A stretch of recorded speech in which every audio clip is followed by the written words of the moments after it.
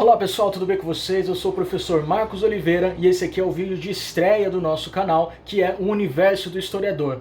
Tem esse nome exatamente porque eu quero aqui falar de todas as experiências que eu tenho dentro desse ofício que é o ofício do historiador. Então nós vamos falar tanto da área de pesquisa, vamos falar da área de ensino, vamos falar de história pública, enfim, nós vamos falar de tudo aquilo que permeia esse ofício do historiador. E para começar as nossas discussões, quero falar sobre como utilizar imagens dentro da sala de aula, dentro da ideia de um ensino de história crítico e inovador. A primeira coisa para a gente falar em imagens dentro da sala de aula é que os livros didáticos, de maneira geral, possuem no seu conteúdo várias e várias imagens. Tanto imagens de períodos muito recuados, então você vai ver imagens nos livros didáticos desde Grécia, Roma, até os períodos mais contemporâneos. Só que aí que tá. Quando nós falamos em imagens dentro de todos esses períodos, é claro que nós vamos falar em imagens diferentes. Então já a primeira ideia para um professor trabalhar essas várias imagens dentro de um livro didático é superar o caráter meramente ilustrativo dessas imagens e começar a pensá-las como fontes históricas dentro desses materiais didáticos. Só o fato de ter imagens diferentes, de períodos diferentes, já nos abre inúmeras possibilidades para discutir a história e as suas várias temporalidades. Por que eu estou dizendo isso? Porque imagem não é o sinônimo de fotografia. Logo, nós vamos ter imagens dos períodos mais recuados, anteriores à fotografia, que não são fotografias, evidentemente, que são pinturas, que são quadros, que são esculturas, ou até fotografias de esculturas, monumentos ou qualquer coisa nesse sentido. Então, é possível pensar a imagem em qualquer tempo histórico, em qualquer espaço do material didático. No entanto, os modos como nós vamos tratar essas imagens é bastante diferente. Por quê? Se nós pensarmos em um quadro como, por exemplo, O Grito do Ipiranga do Pedro Américo, isso nos traz uma discussão muito interessante que dá para pensar a partir, por exemplo, do filósofo alemão Walter Benjamin.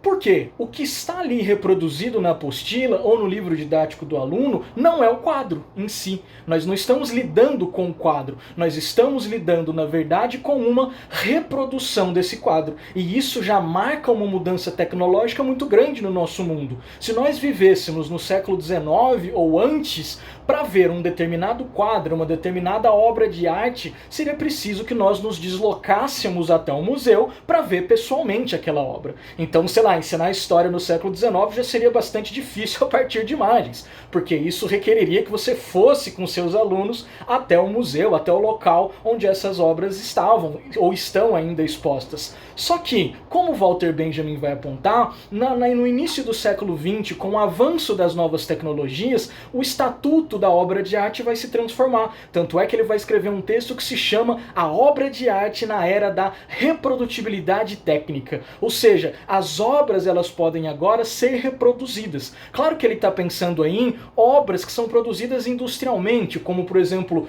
um disco de música que é produzido por várias pessoas, por uma indústria ou a indústria do cinema. Mas essa reprodutibilidade também permitiu para nós, ao longo do tempo, o acesso a determinadas obras de arte que nós não teríamos antes. Então, boa parte das imagens que nós temos de quadros, pinturas, obras de arte de modo geral, nós nunca as vimos pessoalmente. Nós temos referências e noções dessas obras de arte a partir de reproduções em papel ou em telas que são oferecidas para nós. E isso, então, é uma discussão muito interessante. Você já pode pensar com seu aluno exatamente isso. Como que essa imagem está aí? Por que ela consegue ser reproduzida dentro do papel, dentro do seu livro didático ou dentro da sua apostila, sendo que ela é uma obra pertencente ao século XIX? Então aí nós já temos a primeira ideia de que essa reprodutibilidade técnica influencia o modo como nós vemos as imagens. Então esse é o primeiro ponto. Agora, quando nós estamos nos períodos mais próximos, nos períodos mais contemporâneos, a fotografia ela já existe. E aí nós também temos que pensar outras linguagens e outras possibilidades de analisar essa linguagem. Porque não se trata mais de um quadro, de uma pintura reproduzida num papel de livro didático. Trata-se de uma fotografia com uma outra técnica, com uma outra linguagem também reproduzida ali naquele material.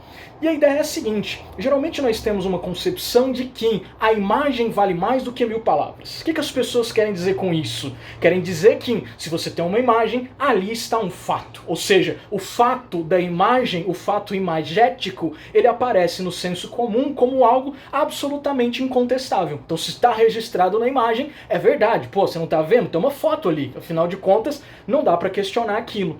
No entanto, nós precisamos entender que não é simples assim o mundo da imagem fotográfica ou até da imagem documental. Porque, embora a foto pareça a realidade e registre um determinado momento da realidade através das lentes da câmera, a foto não é em si a realidade. Por que eu estou dizendo isso? Porque quem tira a foto é um autor. E esse autor, ao captar aquele momento, ele vai colocar as suas visões de mundo, vai tentar usar determinados ângulos, determinadas cores, determinados enquadramentos, tudo isso com a ideia, com o objetivo de passar uma determinada mensagem com aquela fotografia. Nesse sentido, a fotografia não é o real em si. A fotografia, assim como as demais artes, ela também é uma representação do real. Então, quando nós vamos analisar uma fotografia dentro da sala de aula, é importante começar essa discussão com os alunos, de perceber que a foto, embora seja algo que aconteceu realmente, ela é uma representação a partir de determinadas escolhas do seu autor que ele fez para aquela fotografia, para causar algum sentido, contar alguma história.